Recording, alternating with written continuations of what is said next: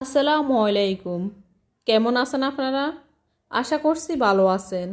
আমিও আল্লাহর রহমতে আলহামদুলিল্লাহ ভালো আছি।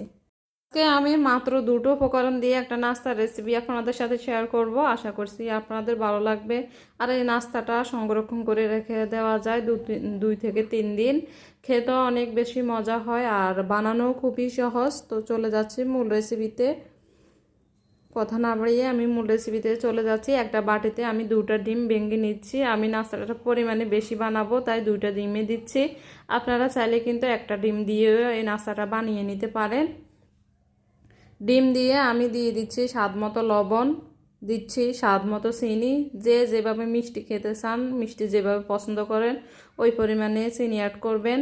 তো আমি চিনিতে যেহেতু পিঁপড়া না ধরে এজন্য লং দিয়ে রাখি, এতে করে আর চিনিতে পিঁপড়া ধরে না। মানে চিনি যেই পটের মধ্যে সংরক্ষণ করে রাখি ওই পটের মধ্যে 2টা লং দিয়ে রাখবেন, এতে করে আর পিঁপড়া ধরবে না। তা আমার লংয়ের পুলটা চিনির মধ্যে ছিল তাই আমি উঠিয়ে নিচ্ছি।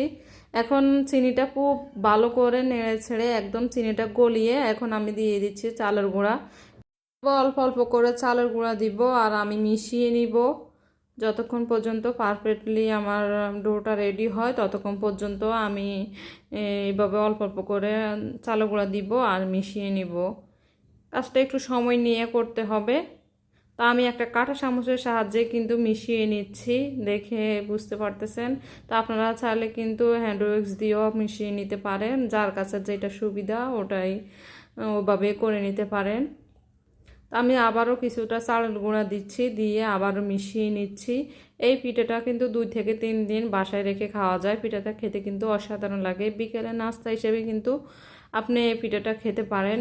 এছাড়াও বাচ্চারাও কিন্তু খুব পছন্দ করে এই পিঠাটা, তাই বাচ্চারা টিফিনেও কিন্তু এই পিঠাটা বানিয়ে দিতে পারেন।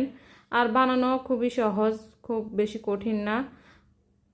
তো আমি অল্প অল্প করে চালের গুঁড়া দিচ্ছি আর মেখে নিচ্ছি, কারণ কাঁটা চামচ দিয়ে আর আমার কাছে সুবিধা মনে হচ্ছে না, হাত দিয়ে মেখে নিচ্ছি এজন্য। তা হাত দিয়ে মেখে নেবেন, পরে দিয়ে যেহেতু ডোটা একটু ভারী হয়ে যাবে আর চামচ দিয়ে গোলানো সম্ভব হবে না, তো হাত দিয়ে মেখে নেবেন।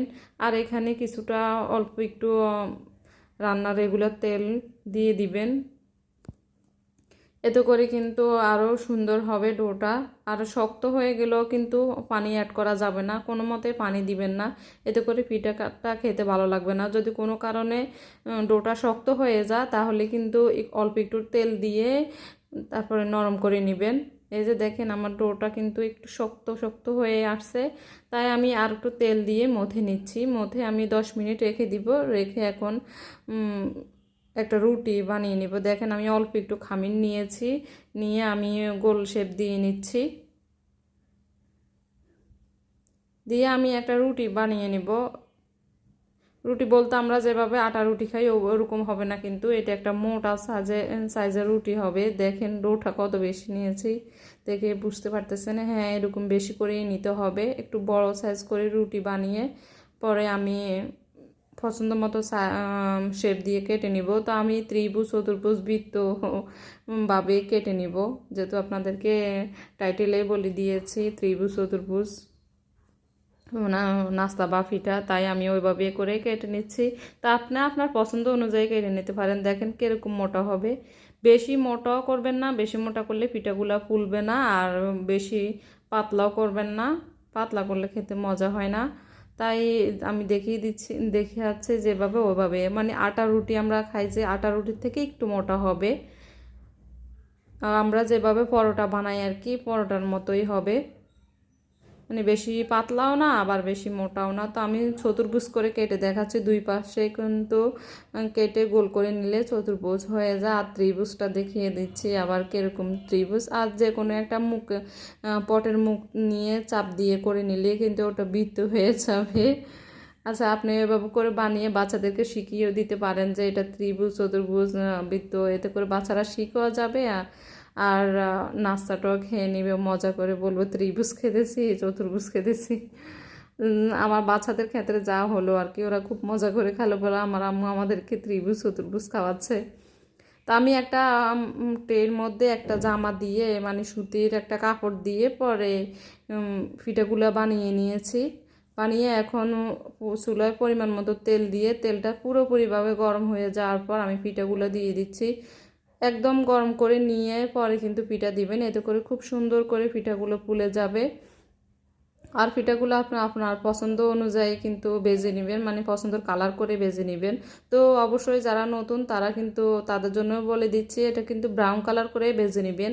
এতে করে কিন্তু পিঠাগুলো মশমশা, মানে খেতে অন্যরকম একটা মজা হয়। মশমশাও না, আবার সুপসে যাওয়াও না, কেমন জানি একটা মুড়মুড়ে টাইপ, খেতে অনেক মজা হয়, খেতে অনেক মজা লাগে। 2-3 দিন ধরে রেখে কিন্তু আপনি এই পিঠাটা খেতে পারবেন। আর দেখলেন তো, বানানো অত বেশি কঠিন না, খুব সহজে বানিয়ে নেওয়া যায়। তারপরে আপনাদের যেতে প্রথমবার বানালেই খুব সুন্দর হয়, যার কারণে আমি বিস্তারিত খুব ভালো করে বুঝিয়ে দেওয়ার চেষ্টা করলাম। তারপরেও যদি আপনাদের কোথাও বুঝতে অসুবিধা হয় তাহলে আমাকে কমেন্ট বক্সে কমেন্ট করে জানাতে পারেন, আমি চেষ্টা করব রিপ্লাই দেওয়ার। তো আমি এইভাবে উল্টিয়ে পাল্টিয়ে ভেজে নিচ্ছি পছন্দের কালার দিয়েই। এই যে পছন্দের কালার চলে আসলে, তো আমার যেহেতু চুলার কাছে ঝাড়ানা আর রোদ আসার কারণে কিন্তু পিঠাগুলা কালারটা ক্যামেরার মধ্যে ফ্যাকাশে আসতেছে, আসলে কিন্তু পিঠাগুলোর কালারগুলো কিন্তু অনেক সুন্দর আসছে। তো আমি একটু ছায়ার মধ্যে আপনাদেরকে দেখিয়ে দিচ্ছি, দেখেন পিঠাগুলো কত সুন্দর হয়েছে, দেখেন পিঠাগুলো কত লোভনীয় হয়েছে, কত সুন্দর হয়েছে, খেতেও কিন্তু অসাধারণ। আর একটু বেশি করে বানিয়ে নেবেন, খেতে কিন্তু মজা হয়। পরেও অল্প বানালে আবারও বানাতে হবে। ভালো থাকবেন, সুস্থ থাকবেন।